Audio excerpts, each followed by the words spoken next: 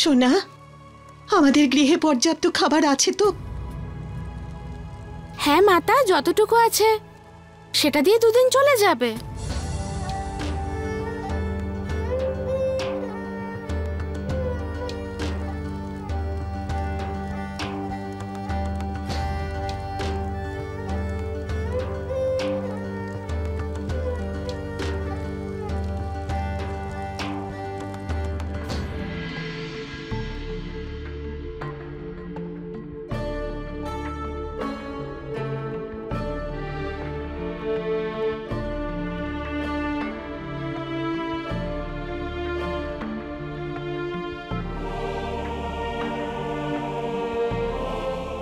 চলো এবার তাড়াতাড়ি খেয়ে নাও, না হলে ভোজন ঠান্ডা হয়ে যাবে।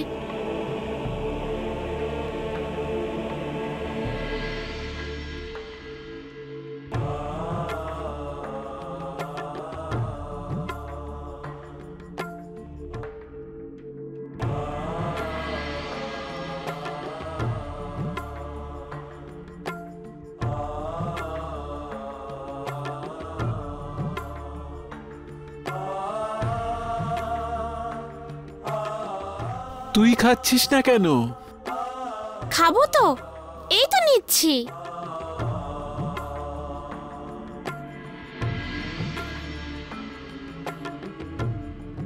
আবার একটা বাসন কেন নষ্ট করব, আমি বরং হাঁড়িতেই খেয়ে নিই।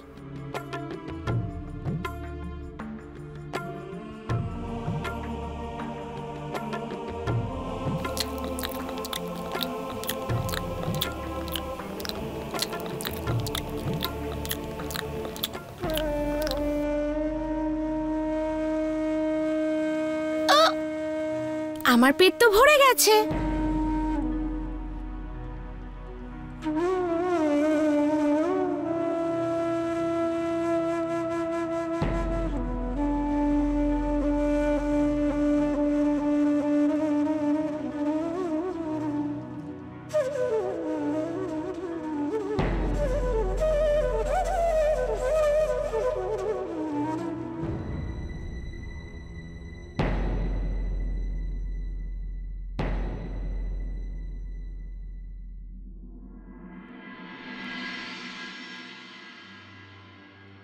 এবার ছেড়ে দে মা, অনেক হয়েছে। সেই ভোর থেকে খেটে চলেছিস, এবার তো একটু বিশ্রাম করে নে। নেব তো পিতা, আগে তুমি তো বিশ্রাম করো।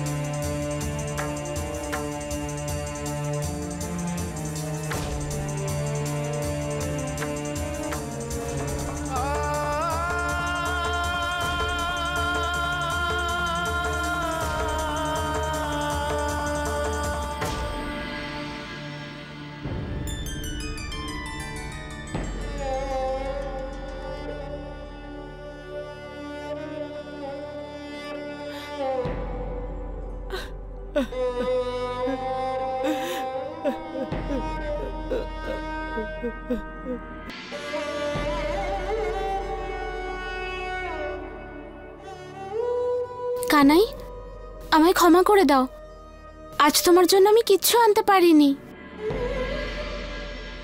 কোথা থেকে আনবো, কিছু তো বেঁচেই ছিল না আনার জন্য। আর আমিও তো খাইনি। তোমাকে না খাইয়ে আমি কি করে খেয়ে নি? আজ বরং আমার হাতে শুধু জল খেয়ে তুমি সন্তুষ্ট হও।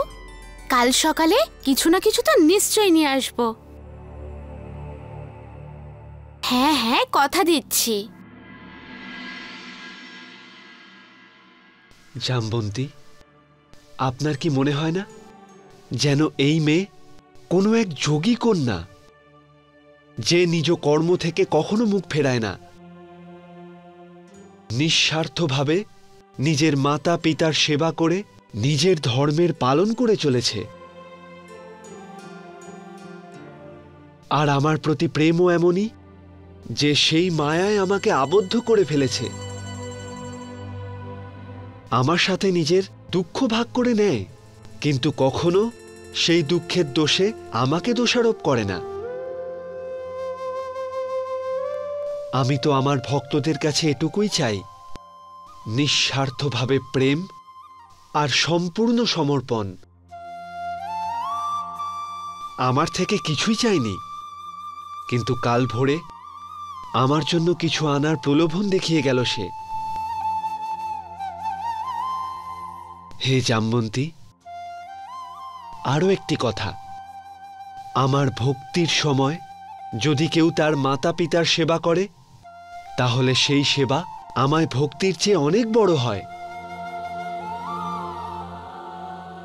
মাতা পিতাকেই যারা নিজের ঈশ্বর মনে করে, সর্বদাই তারা ঈশ্বরের হৃদয়ে বাস করে।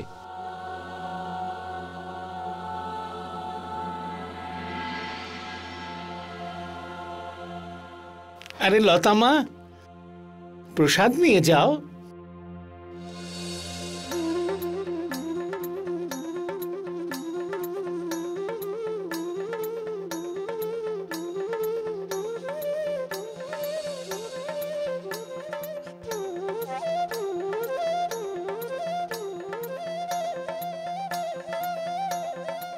নাও, এখন তোমায় আর সকাল অবধি অপেক্ষা করার কোনো প্রয়োজন নেই। এই যে ফলটা পেয়েছি, এখান থেকেই ভাগাভাগি করে খাই।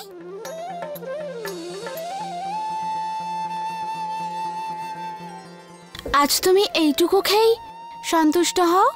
যদি কালকে ভালো কিছু পাই, ঠিক নিয়ে আসবো।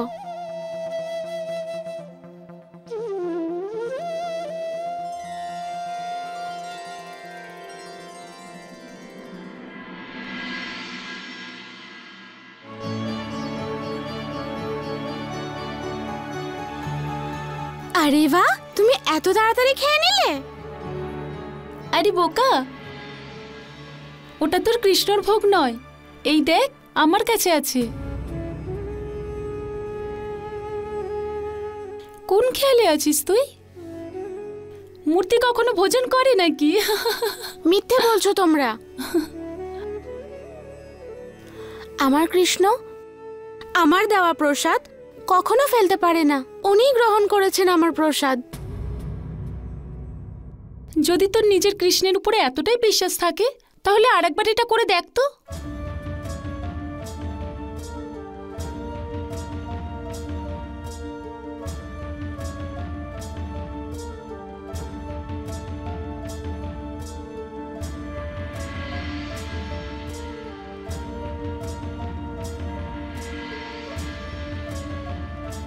কানাই, আমার প্রসাদ গ্রহণ করো।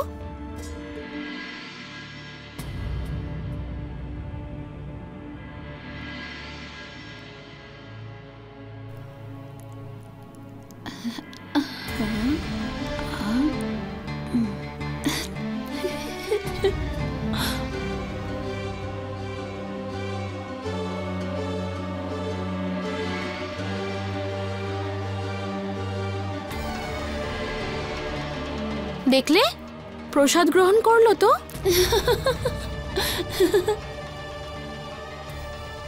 ওটা তোর কৃষ্ণ ভোজন করেনি। এই দেখ,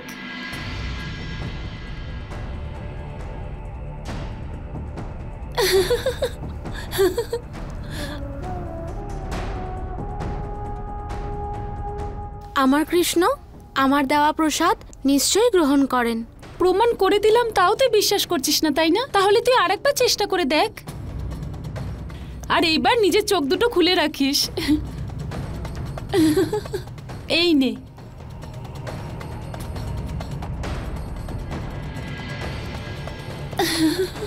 ওরা আমাকে নিয়ে হাসি ঠাট্টা করছে, কিন্তু আমি জানি তুমি আমার প্রসাদ গ্রহণ অবশ্যই করবে।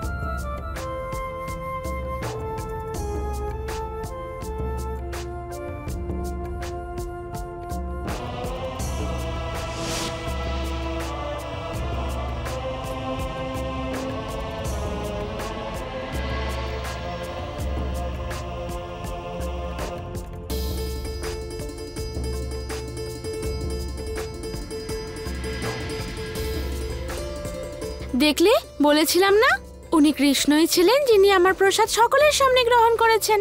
এবার বলো, উপহাস করো।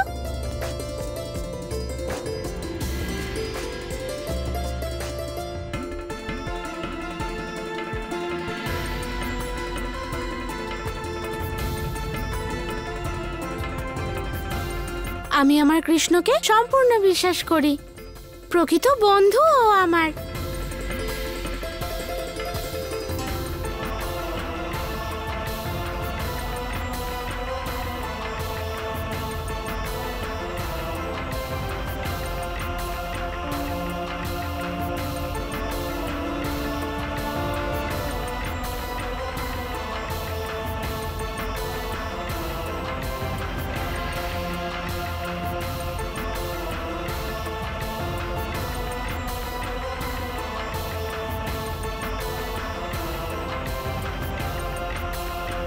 লতার স্নেহ মিশ্রিত রয়েছে এতে, আর ভক্তের স্নেহ মিশ্রিত দেওয়া প্রত্যেক উপহার আমার ভীষণ প্রিয় হয়ে থাকে।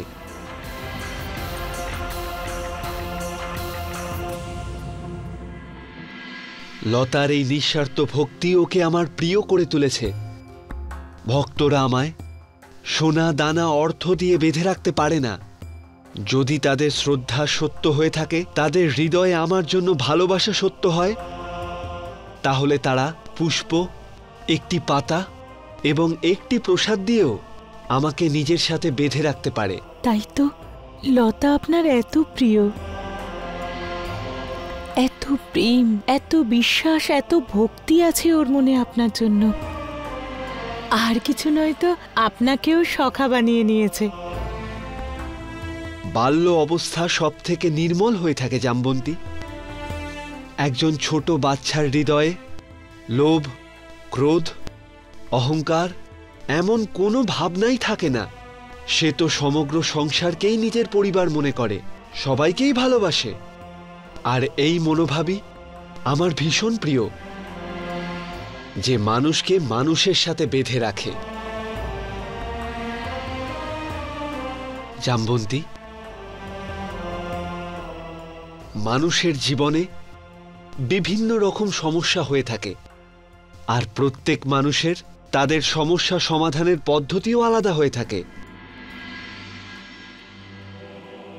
আজ আমি মানব জাতির উদ্দেশ্যে এটা বলতে চাই যে তারা এই কঠিন অবস্থা থেকে কিভাবে মুক্তি পাবে। জীবনের সর্বপ্রথম নিয়ম হল কর্ম করা, এমন কর্ম যা ফলের প্রতীক্ষা করে থাকে না। কর্মণ্যে বাদিকা রাস্তে মা ফলেষু কদাচনা। মানুষকে কর্মোপযোগী হয়ে শুধুমাত্র নিজেদের কর্ম করে যেতে হবে, এটাই তাদের কর্তব্য। ফলের আশা করা অজ্ঞানতার পরিচয়, কারণ ফল দেওয়ার জন্য তো আমি রয়েছি, আর আমি কর্মানুসারেই ফল দিয়ে থাকি। সৃষ্টির নিয়ম হলো যতটা কর্ম করবে, যতটা কষ্ট পাবে, ততটাই ভোগ পাবে। এটাই নিঃস্বার্থভাবে আমার ভক্তি করা। আর লতা হলো তার সাক্ষাৎ উদাহরণ। সে যে ভক্তি করে তা নিঃস্বার্থভাবে, নিজের মাতা পিতার যে সেবা করে তাও নিঃস্বার্থভাবে।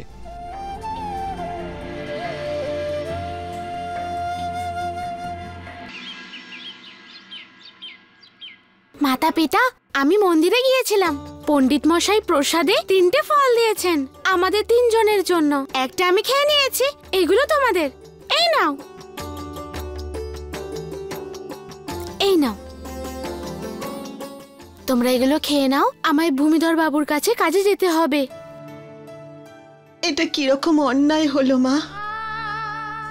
আজ তোকে কোথায় আমাদের দেখাশোনা করার কথা, কিন্তু আমাদের দেখাশোনা করার জন্য আমাদের এই ছোট্ট মেয়েটিকে কত কঠিন পরিশ্রম করতে হচ্ছে।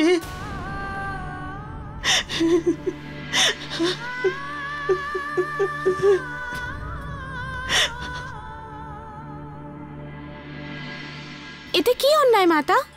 সন্তানের তো পরম ধর্ম তাদের মাতা পিতার সেবা করা, আর সেটাই তো করছি আমি। আর এতে কোনো কষ্ট হতে পারে নাকি? মালকিন ভীষণ দয়ালু, আমায় খুব ভালোবাসেন। যদি কোনো ভুল করে ফেলি তাহলে চিৎকার করে না, ঠিক তোমার মতো ভালোবেসে বোঝায়।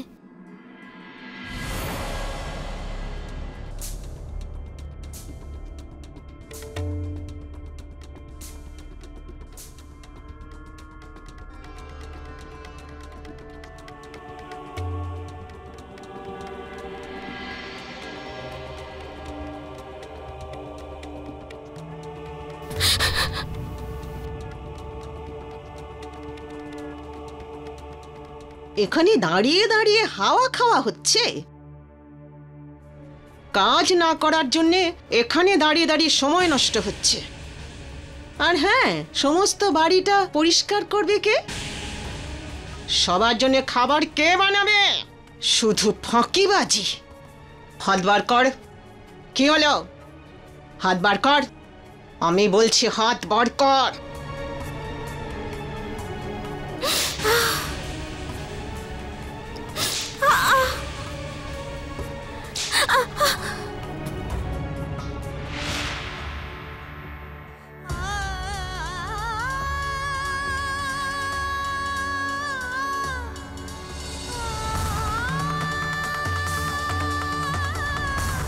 আর মালকিনের মেয়ে, ও তো আমাকে নিজের বোন মনে করে। মাঝে মাঝে তো আমরা দুজনে কত খেলা করি।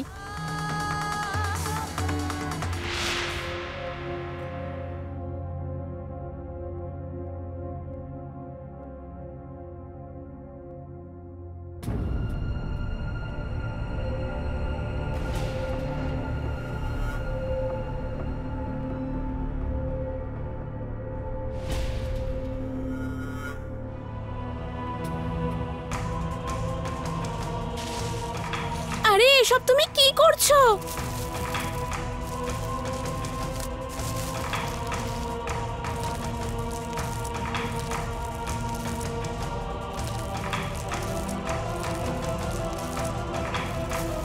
আরে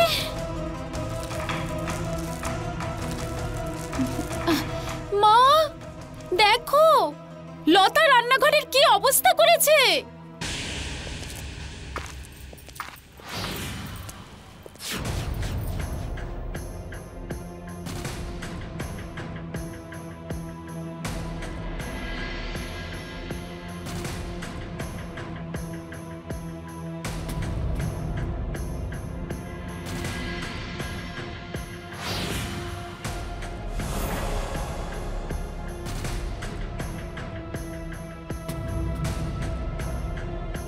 আমি বলছি এখানে আয়, এইদিকে আয়।